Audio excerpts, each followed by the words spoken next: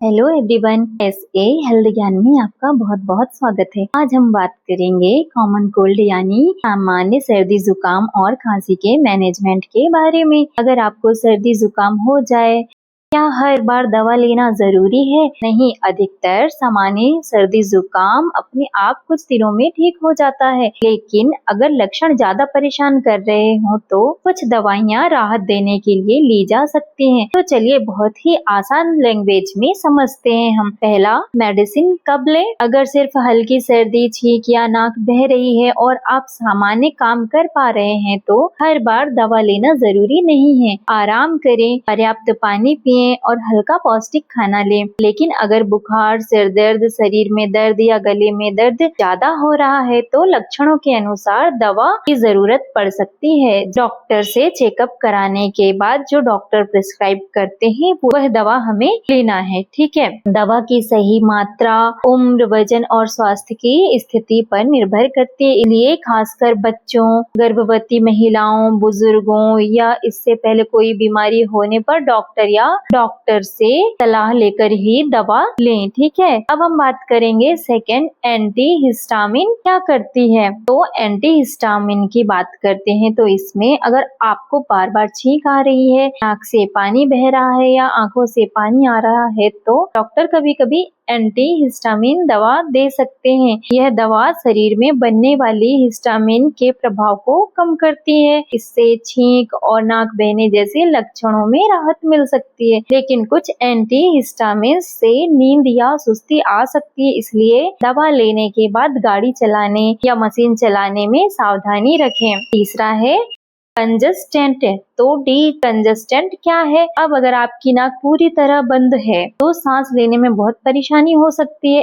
ऐसी स्थिति में डीकंजस्टेंट दवा नाक के अंदर की सूजन को कम करके नाक खोलने में मदद करती है। इससे आपको सांस लेने में आसानी महसूस हो सकती है। लेकिन डीकंजस्टेंट हर व्यक्ति के लिए सही नहीं होता, खासकर high blood pressure, heart disease या कुछ दूसरी स्वास्थ्य समस्याओं वाले लोगों को इसे लेने से पहले डॉक्टर की सलाह जरूर लेनी चाहिए। और नेजल डीकंजस्टेंट स्प्रे को जरूरत से ज्यादा या लंबे समय तक इस्तेमाल नहीं करना चाहिए, क्योंकि इससे नाक दोबारा ज्यादा बंद हो सकती है। अब हम बात करते हैं फोर्थ नंबर पे, ड्राई कफ प्रोडक्टिव कफ में अंतर। देखते हैं ये क्या होता है। अब आते हैं खांसी पर। सबसे पहले यह समझना बहुत जरूरी है कि हर खांसी की दवा एक जैसी नहीं होती। ड्राई कफ, अगर आप खांसी तो आ रही है लेकिन बलगम नहीं निकल रहा है तो इसे ड्राई कफ कहते हैं। ऐसी खांसी में डॉक्टर जरूरत के अनुसार कफ सस्पेंस, खांसी में डॉक्टर जरूरत के अनुसार कफ सप्रेसेंट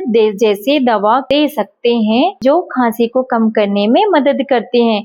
कफ, लेकिन अगर खांसी के साथ बलगम निकल रहा है तो इसे प्रोडक्टिव कफ कहते हैं। ऐसी स्थिति में खांसी शरीर के लिए उपयोगी भी हो सकती है, क्योंकि खांसी के द्वारा बलगम बाहर निकलता है। इसलिए हर प्रोडक्टिव कफ को दबाना जरूरी नहीं होता। कुछ मामलों में डॉक्टर एक्सपेक्टोरेंट जैसी दवा दे सकते हैं, इससे बलगम को बाहर निकालने में मदद मिलती है। याद रखें, ड्राई कफ और प्रोडक्टिव कफ की दवा अलग अलग हो सकती है, इसलिए अपनी मर्जी से कोई भी कफ साइरप ना लें। फिफ्थ, कॉमन कोल्ड में एंटीबायोटिक क्यों नहीं दी जाती? अब बात करते हैं हम सबसे महत्वपूर्ण सवाल के बारे में कि कॉमन कोल्ड में यानी सर्दी जुकाम में एंटीबायोटिक क्यों नहीं दी जाती। तो सर्दी जुकाम में एंटीबायोटिक इसलिए नहीं दी जाती, इसका जवाब यह है कि अधिकतर कॉमन कोल्ड वायरस के कारण होता है, जबकि एंटीबायोटिक दवाइयाँ बैक्टीरिया के खिलाफ काम करती हैं। यानी अगर बीमारी वायरस के कारण है तो एंटीबायोटिक दवा लेने से वायरस खत्म नहीं होगा। उल्टा बिना जरूरत एंटीबायोटिक लेने से शरीर में एंटीबायोटिक रेसिस्टेंस की समस्या हो सकती है। इसका मतलब है कि भविष्य में जब सच में बैक्टीरियल इन्फेक्शन होगा तो कुछ एंटीबायोटिक का असर कम हो सकता है। इसलिए केवल सर्दी जुकाम होने पर अपने आप एंटीबायोटिक शुरू नहीं करनी चाहिए। अगर डॉक्टर को बैक्टीरियल इन्फेक्शन का संदेह हो तो वे जांच और मरीज की स्थिति के अनुसार एंटीबायोटिक दे सकते हैं। अंत में एक बात जो आपसे कहना चाहूंगी, कॉमन कोल्ड में हर बार ज्यादा दवा लेने की जरूरत नहीं होती। आराम करें, पर्याप्त पानी पिएं जानिए और लक्षणों के अनुसार ही दवा लें और सबसे जरूरी एंटीबायोटिक अपने आप शुरू ना करें। अगर सांस लेने में परेशानी हो, बहुत तेज या लगातार बुखार रहे, सीने में तेज दर्द हो, हालत बिगड़ रही हो या लक्षण लंबे समय तक बने रहे तो डॉक्टर से जरूर संपर्क करें। याद रखें, सही बीमारी के लिए सही दवा और सही सलाह के साथ लेना चाहिए। ऐसे ही हमारी नॉलेजेबल वीडियो प्राप्त करने के लिए हमारे चैनल को सब्सक्राइब करें और बेल आइकन को दबाना बिल्कुल ना भूलें, ताकि हमारी अगली नई वीडियो का नोटिफिकेशन आप तक सबसे पहले पहुंचे। तब तक के लिए स्वस्थ रहिए, अपने परिवार का ध्यान रखिए और अपने आप का ध्यान रखिए।